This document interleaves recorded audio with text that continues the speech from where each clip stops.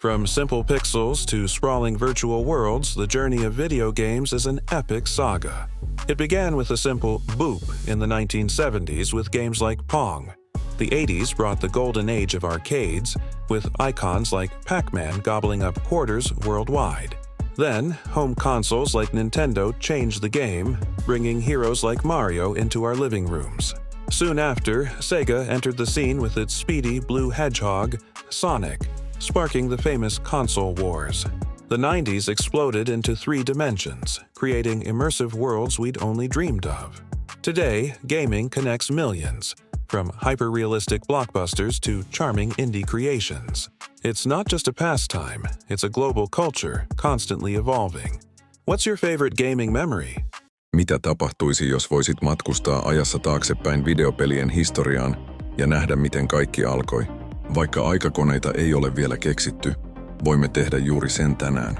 Ota siis mukava asento ja valmistaudu matkalle, joka vie meidät läpi digitaalisen viihteen uskomattoman evoluution. Kaikki alkoi vaatimattomasti yliopistojen laboratorioissa, joissa ensimmäiset pelikokeilut syntyivät yksinkertaisina välähdyksinä oskilloskooppien näytöillä.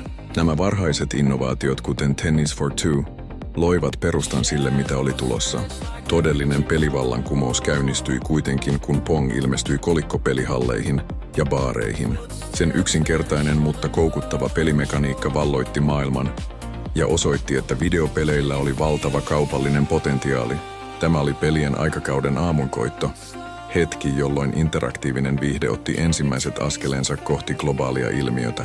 80-luku toi mukanaan videopelien kulta-ajan. Kolikkopelihallit täyttyivät vilkkuvista valoista ja ikonisista äänistä, kun Pac-Manin ja Donkey Kongin kaltaiset pelit vetivät pelaajia puoleensa magneetin lailla. Tämä vuosikymmen ei kuitenkaan ollut vain kolikkopelien juhlaa. Kotiin saapuivat konsolit, kuten Nintendo Entertainment System, jotka toivat pelihallien taian olohuoneisiin. Yhtäkkiä perheet ja ystävät saattoivat kokoontua television ääreen ja jakaa seikkailuja yhdessä, mikä muutti pysyvästi tavan, jolla koimme viihteen.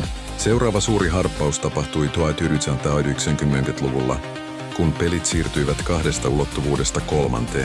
Tämä 3D-vallankumous oli teknologinen loikka, joka mahdollisti entistä immersiivisempiä ja visuaalisesti näyttävämpiä maailmoja.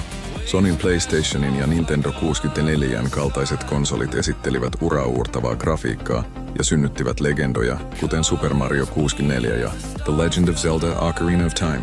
Nämä pelit eivät ainoastaan määritelleet uutta sukupolvea, vaan ne myös loivat perustan monille pelisarjoille, jotka ovat suosittuja vielä tänäkin päivänä. Nykyään elämme hyperyhteyksien aikakautta. Internet on muuttanut pelaamisen sosiaaliseksi kokemukseksi, jossa miljoonat ihmiset ympäri maailmaa kohtaavat massiivisissa moninpeleissä. E-urheilu on kasvanut marginaalista globaaliksi ilmiöksi, joka täyttää areenoita ja kerää miljoonia katsojia. Pilvipalvelut, virtuaalitodellisuus ja tekoäly avaavat jatkuvasti uusia ovia interaktiiviselle viihteelle. Pelien tulevaisuus on täällä, ja se on dynaamisempi, yhteisöllisempi ja rajattomampi kuin koskaan aiemmin. Ja siinä se oli nopea katsaus videopelien uskomattomaan kehitykseen. Yksinkertaisista laboratorioiden kokeiluista nykypäivän globaaleihin verkkomaailmoihin. Pelit ovat jatkuvasti haastaneet teknologian ja mielikuvituksen rajoja. Toivomme, että nautit tästä aikamatkasta. Seuraavaan kertaan.